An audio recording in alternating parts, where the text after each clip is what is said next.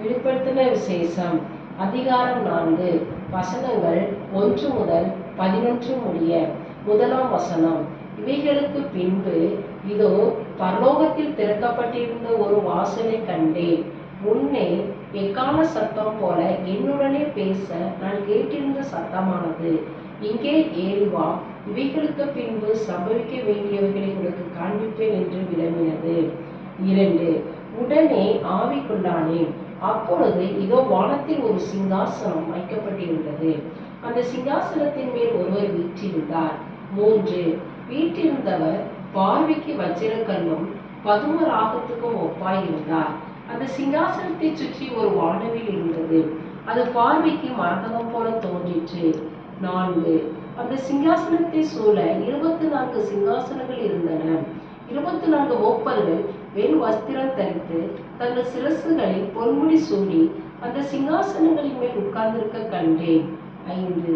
அந்த சிங்காசனத்திலிருந்து மின்னல்களும் இடி முழக்கங்களும் சத்தங்களும் புறப்பட்டன. தேவனுடைய 7 ஆவிகளாகிய 7 அக்கினி தீபங்கள் சிங்காசனத்திற்கு முன்பாக எரிந்து கொண்டிருந்தன. 6. அந்த சிங்காசனத்திற்கு முன்பாக பளிங்கு கொப்பான கண்ணாடி கடல் இருந்தது. அந்த சிங்காசனத்தின் மத்தியிலும் அந்த சிங்காசனத்தை சுற்றிலும் 4 ஜீவன்கள் இருந்தன. அவைகள் முன்புறத்திலும் பின்புறத்திலும் கண்களால் நிறைந்திருந்தன. 7.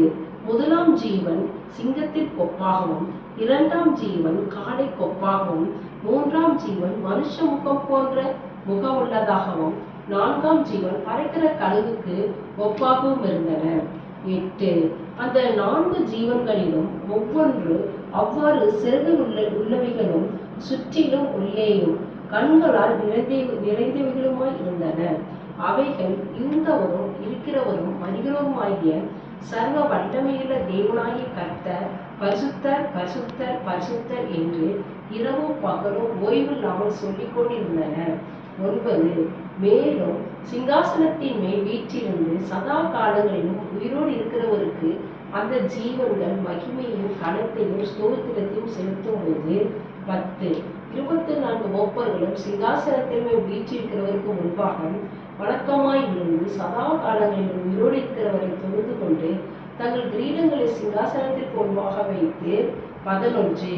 கர்த்தாவே, தேவரின் மகிமையும் கனத்தையும் வல்லமையும் பெற்றுக்கொள்கிறதற்கு பாத்திரராய் இருக்கிறீர். நீரை சகலத்தையும் சிருஷ்டித்து உம்முடைய சித்தத்தினாலே அவைகள் உண்டாயிருக்கிறவைகளும் சிருஷ்டிக்கப்பட்டவர்களுமாய் இருக்கிறது என்றார்கள். ஆமென்.